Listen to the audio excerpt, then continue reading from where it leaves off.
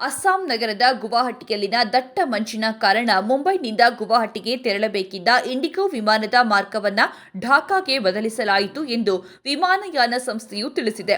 ಶುಕ್ರವಾರ ತಡರಾತ್ರಿ ಈ ಘಟನೆ ನಡೆದಿದೆ. ಪ್ರತಿಕೂಲ ಹವಾಮಾನದಿಂದಾಗಿ ವಿಮಾನವನ್ನು ಢಾಕಾದಲ್ಲಿ ಇಳಿಸಬೇಕಾಯಿತು. ಪ್ರಯಾಣಿಕರಿಗೆ ನಮ್ಮ ತಂಡ ಎಲ್ಲಾ ರೀತಿಯ ಸಹಾಯವನ್ನ ಮಾಡುತ್ತಿದೆ ಎಂದು ಇಂಡಿಗೋ ತಿಳಿಸಿದೆ. ಈ ಕುರಿತು ವಿಮಾನ ಪ್ರಯಾಣಿಕರಿಗೆ ಮುಂಚಿತವಾಗಿಯೇ ಮಾಹಿತಿ ನೀಡಲಾಯಿತು ಹಾಗೂ ಅವರಿಗೆ ಉಪಹಾರವನ್ನು ಒದಗಿಸಲಾಯಿತು ಎಂದು ಪ್ರಕಟಣೆಯಲ್ಲಿ ತಿಳಿಸಿದೆ.